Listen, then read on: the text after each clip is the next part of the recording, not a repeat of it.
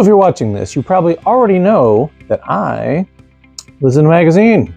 Actually, you might be sick of hearing about how we were in a magazine, but I don't care because I was in a magazine. Very exciting. It was great to be a part of, and one thing that I realized once the magazine was going to be released was I want to do a release party.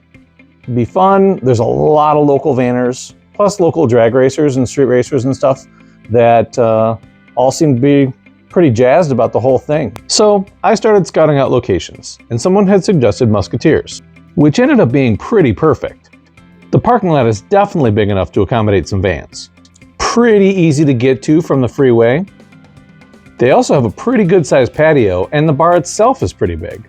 So I stopped in one day, had some lunch, talked to the barmaid, told her what date I was looking at to see if there was anything going on in this calendar.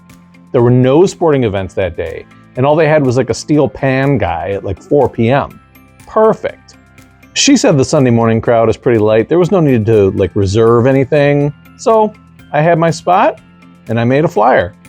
The magazines came in, and Jeanette and I drove 2.5 hours down to meet Jason halfway to pick up all the magazines that me, Ben, Crispy, and Tom had ordered. Easy enough, right? Wrong.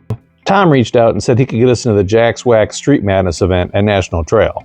Now, pretty much every racing event this year has been rained out, and I figured that was going to be no different, but I wanted to get the van ready just in case.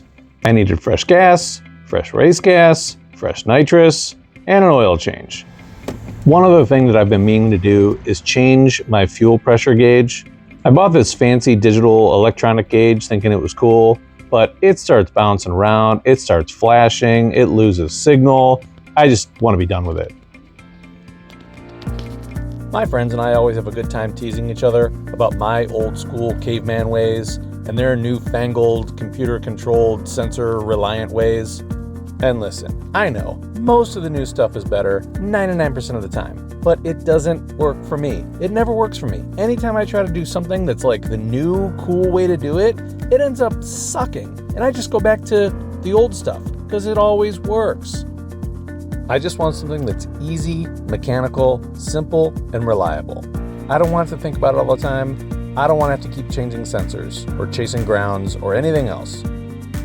So I don't know if it's that or just luck or a combination of the two, but I've been extremely fortunate with the van, having not many issues over all the years, and I just want to keep it that way. There's a lot of things that I want to do to it, and once I get the Corvair going, I can do those things. But right now, it's nice that this thing can sit in the garage, I can start it up when I need to, take it where I need to go, and put it back in the garage. This is the fuel pressure gauge for my main fuel line. I have a separate one that's on a separate regulator for my nitrous standalone tank, so I have two gauges that I look at, and this one's the one that's on all the time, and it's really the most crucial. Because if I can't trust the gauge, or the gauge isn't actually reading, I don't know what my fuel pressure is. And the last thing I want to do is turn my nitrous on when I don't have any fuel pressure.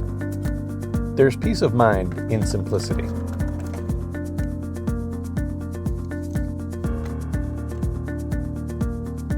And guess what?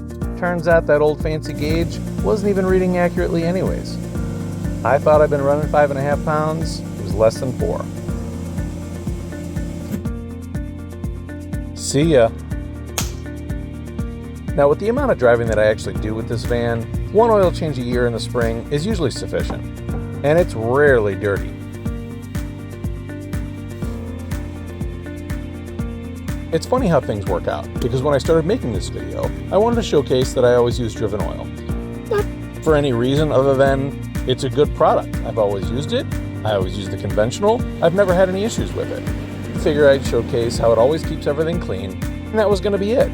But then it turned out, as I was adding oil, I had a weird quart that was clear. I ended up making a reel about it and posted it on Facebook. Driven reached out to me. They tested the batch and sent me a free case. And I made the sad decision to remove my Cash Days of the Hill sticker. It came off like an Etch-a-Sketch. Hoping to get another one in a few weeks. As predicted, the Jack's Wax event got rained out on Saturday. So it was time for Sunday and the magazine release party.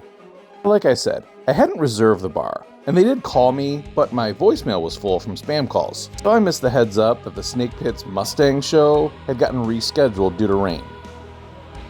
After getting turned away at the parking lot, we set up shop across the street so I could scramble and try to find a new location.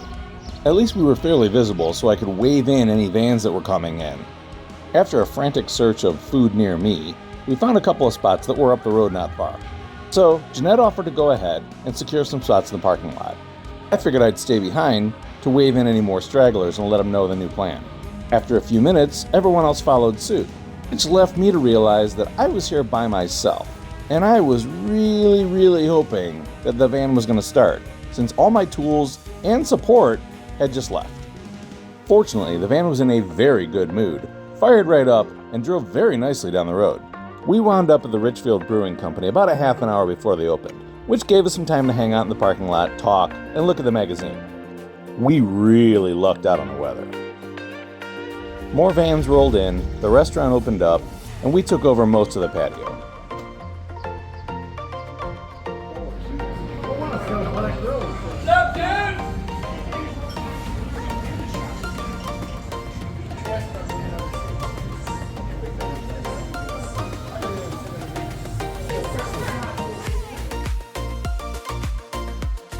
So thanks to everyone who came out and made the release party a success. If you haven't grabbed a copy of issue 3 yet, get one before they're gone.